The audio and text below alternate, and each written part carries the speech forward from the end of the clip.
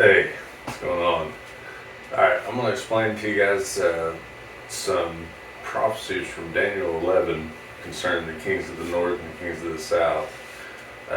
So the king of the north is referring to the Seleucid Empire, and the king of the south is referring, kingdoms of the south, I should say, is referring to the Ptolemaic Empire. Some conclusions that we're going to draw from the solutions to the prophecies in Daniel chapter 11 are as follows. Matthew 24:15 and Mark 13:14 have corruptions of the text.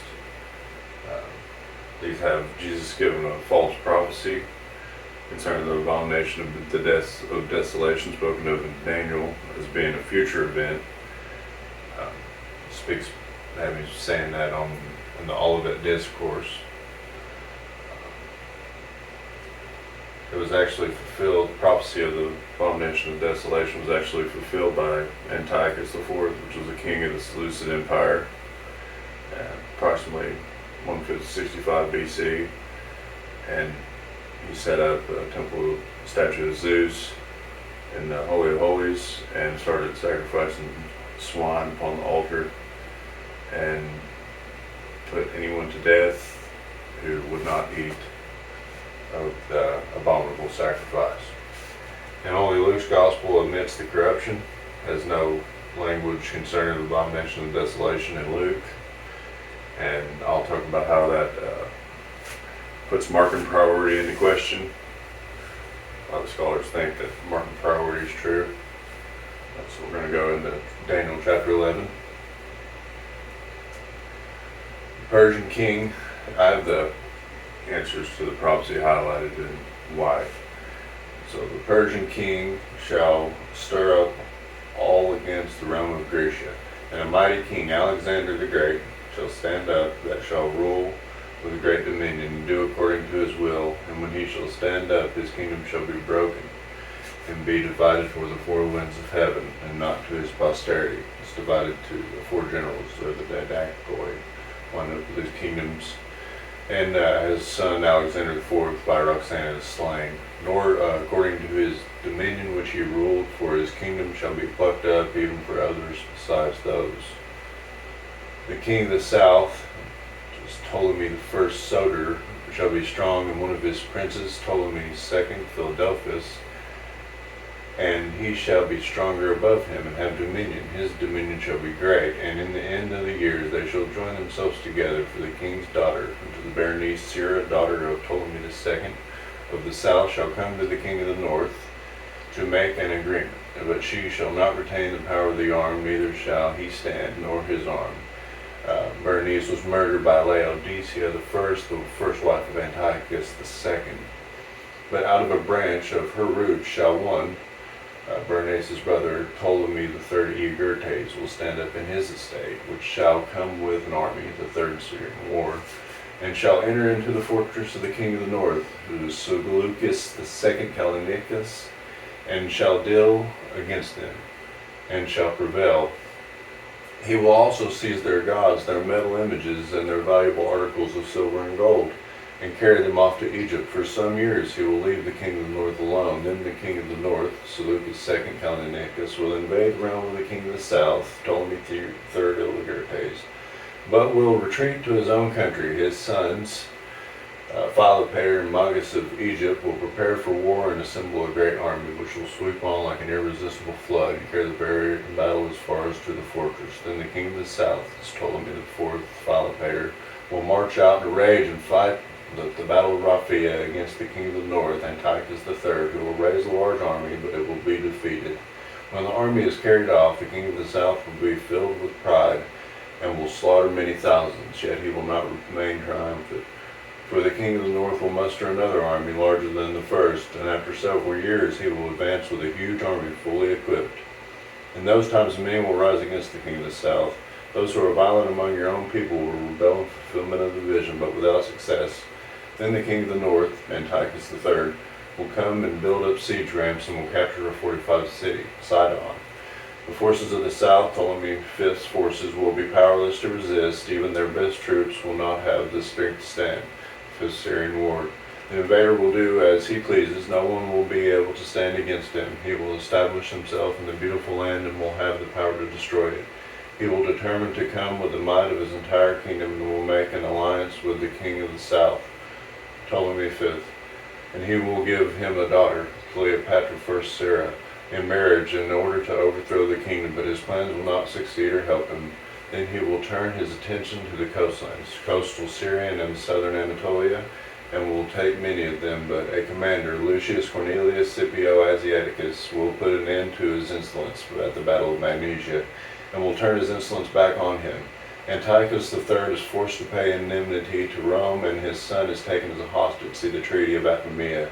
After this, he will turn back towards the fortress of his own country, but will stumble and fall.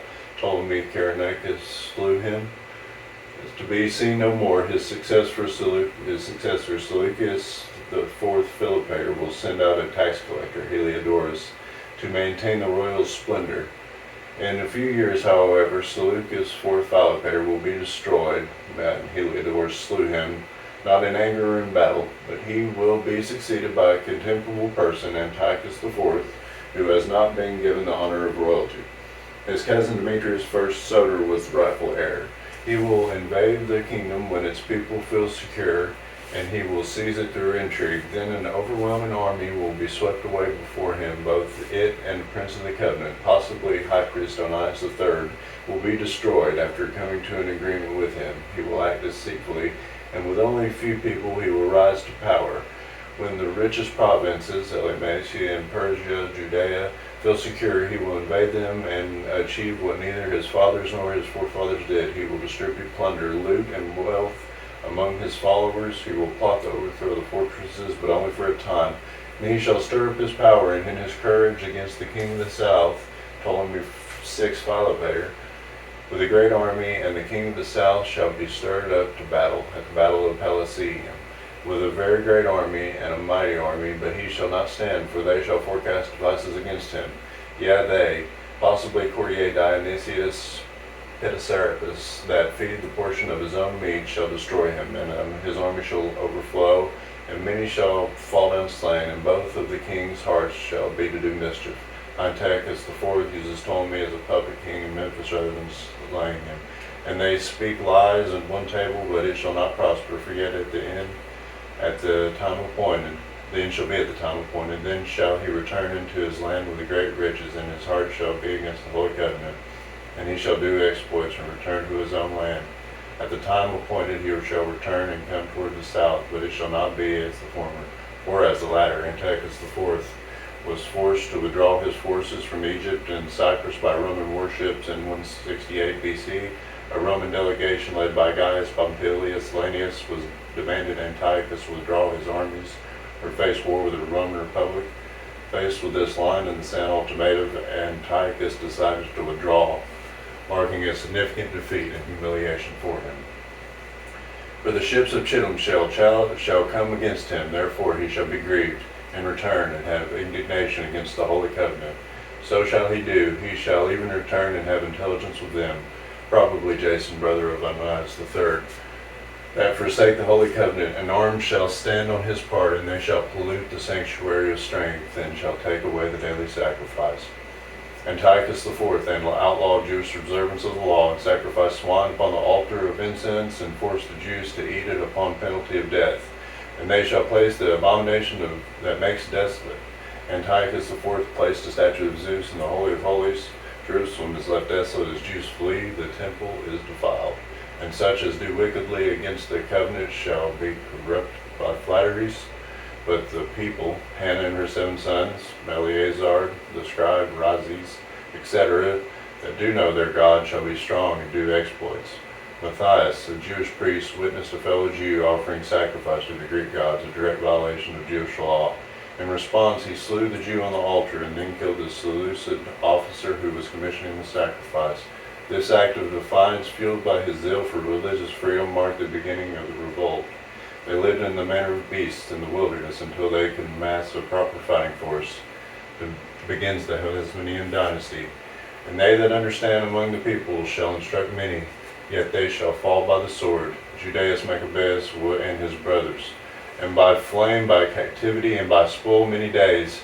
Now when they shall fall, they shall be helped with a little help, but many shall cleave to them with flatteries.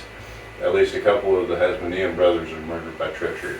And some of them of understanding shall fall, to try them, and to purge them, and to make them white, even to the time of the end, because it is yet for a time appointed.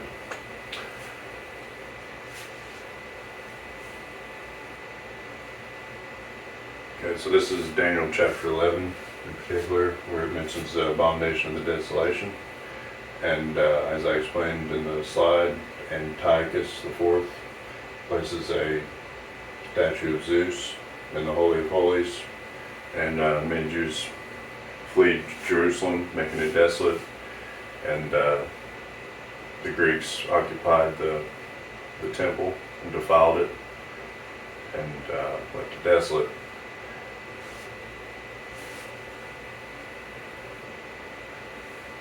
And which brings forth an issue with Matthew and Mark having Jesus speaking false prophecy. And we'll first go to Matthew.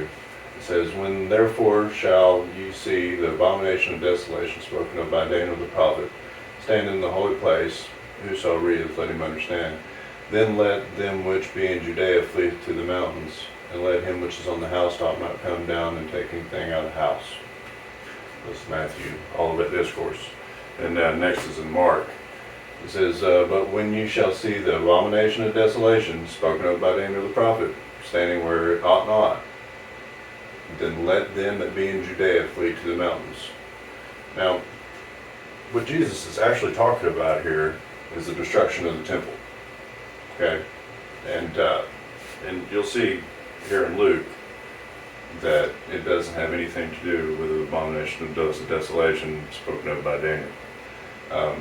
Luke says, "And when ye shall see Jerusalem compassing with armies, then know that desolation thereof is nigh. Then let them which are in Judea flee to the mountains, and let them which are in the midst of it depart out, and let them that are in the countries enter thereunto." So this is warning people about the destruction of Jerusalem and the temple that's about to take place in 70 AD. And for them, when they just see the Roman armies start to encompass to get out of town. Okay, so, and it was the most terrible amount of destruction that's probably ever taken place in the whole world at any time ever. Like 1.1 million people, according to Josephus, were slaughtered during the siege of Jerusalem in 70 AD. Many people were put to horrible death, famine.